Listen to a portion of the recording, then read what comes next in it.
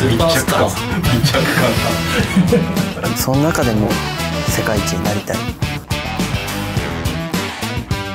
養分がついてきたって感じですね。質問なんでしょう。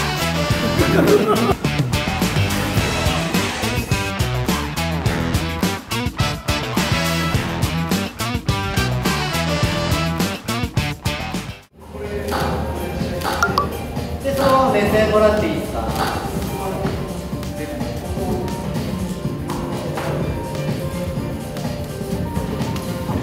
い、行きます。じゃあそのまま目線はこちらの方に。高校ぶり。そうですよね。いつカットされたんですか？昨日っす。もちろん気に入ってます。120点っす。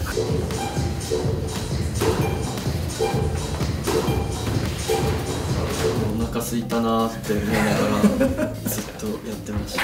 今回初めてスタジオで、いつもはタマスの練習場所で撮らせてもらってるんですけど、そうですね、青がなんか好きなんで、やっぱ試合とか大事な局面の時は青色を選択することは多いですね。決勝とかなんか橋先生にからもらうプレゼントしてもらうものが青ばっかりで、これもらって初めて初優勝した時履いてきた外履き青で、今ではもう青が好きです。僕は温泉が好きで、身近に行きつけの、銭湯があるんで、やっぱサウナって自分との勝負じゃないですか。そこも。はい。誰が一番サウナに強いですか？僕じゃないですか。ありがとうございまし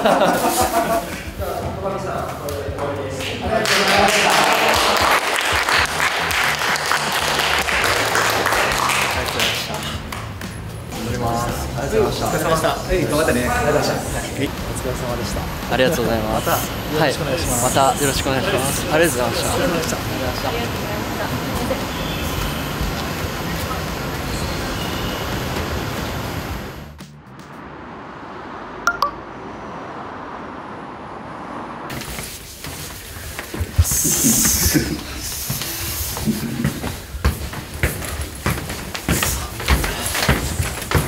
スーパースター密着感がやりづらいっす。おみさん推しの。地下2階です。Second basement。水谷が入ります。玉井さん入ります。よろしくお願いします。これから撮影です。楽しいですけど。楽しいです。はい。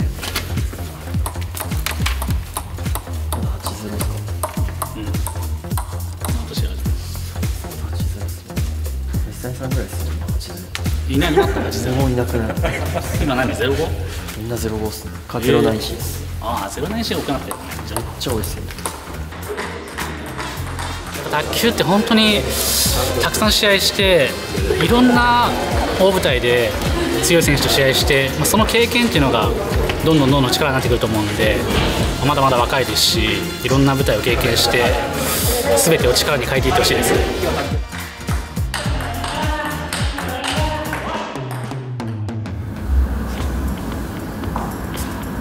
一般公開できない話多いよね。多いですね。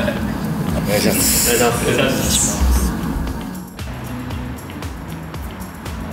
渋谷さんはもう用具のことを全て知ってると思ってるので、例えば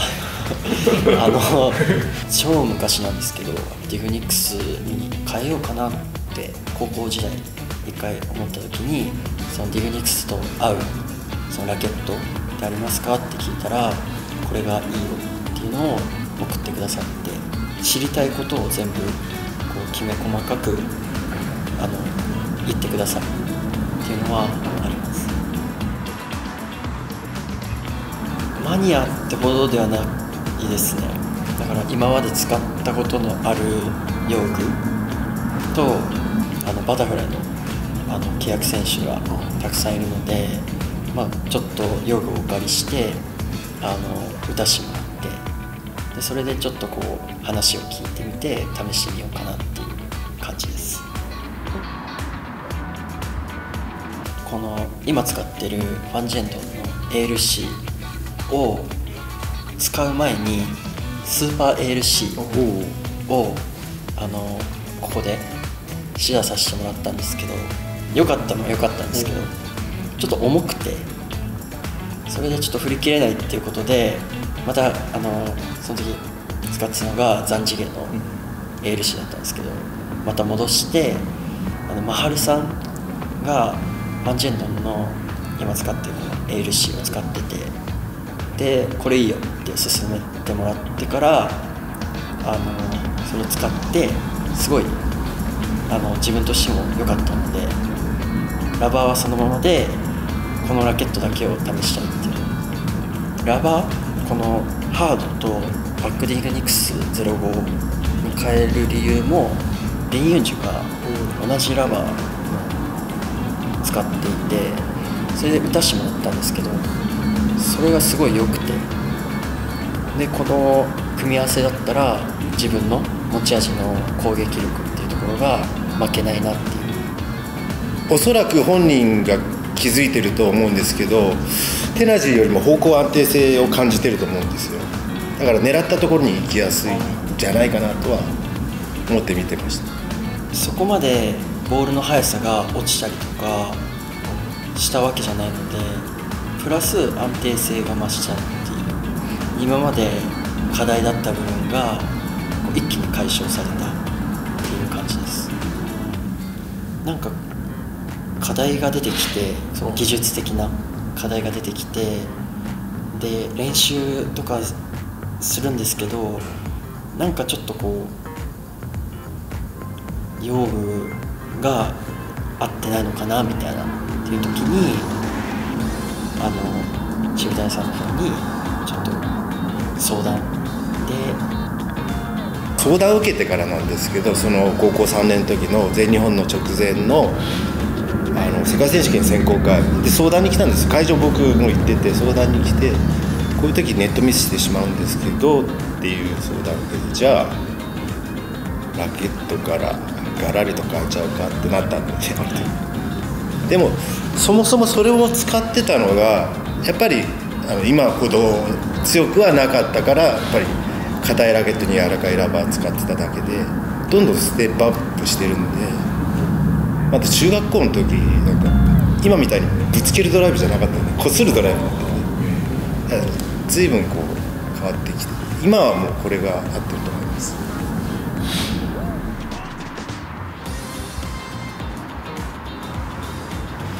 いや気分は不安で仕方ないですね。はい、変えた直後とかやっぱあの時も変えてすぐ全日本だったんですけど、1大会目が全日本ってすごいこれで大丈夫なのかなっていう不安の中3位に入ったりとか、今回も1大会目は T リーグで2試合挟んだんですけど、その時に、すごいいいなっていう実感が芽生えてきて、でもやっぱやる前は不安でした。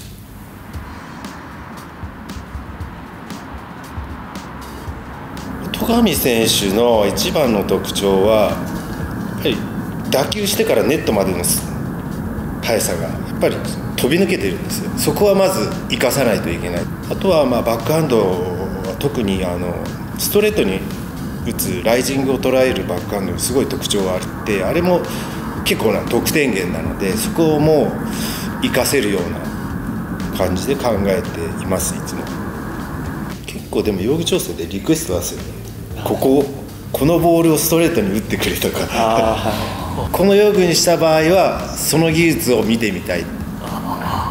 例えばフォアクロスに来たのフォアストレート、これ必須だよね。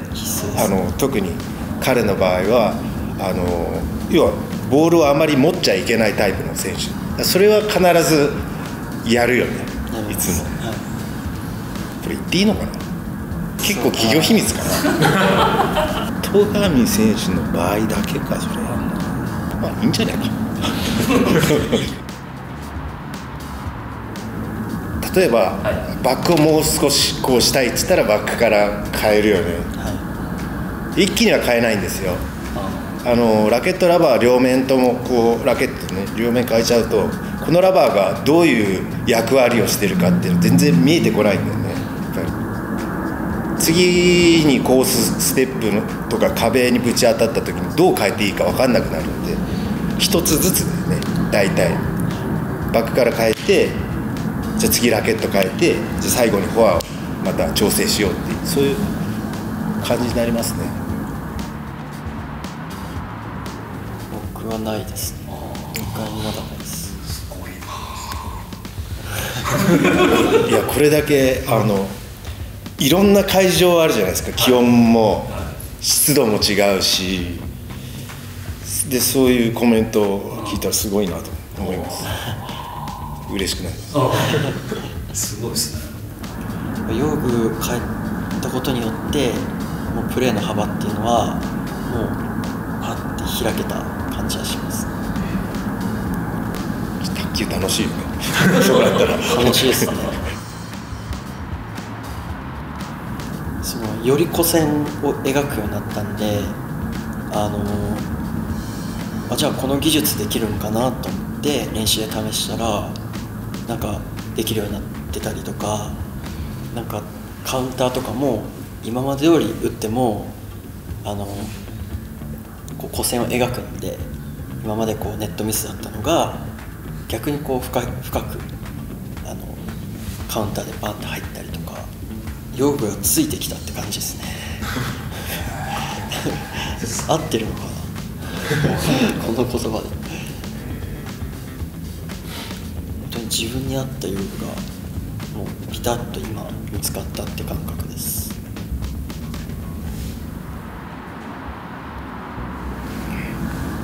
バタフライの用具の中に僕の中では必ず自分に合った用具があると思ってます。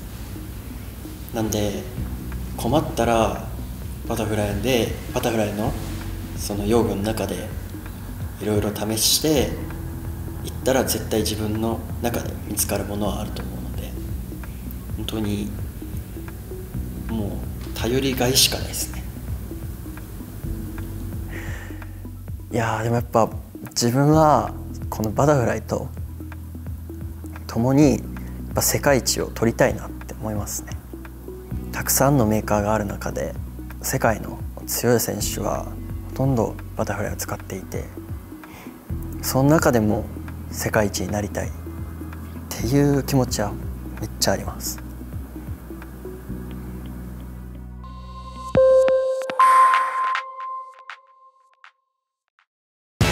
もうあの人やばいってマジで。そんなことないですけどね。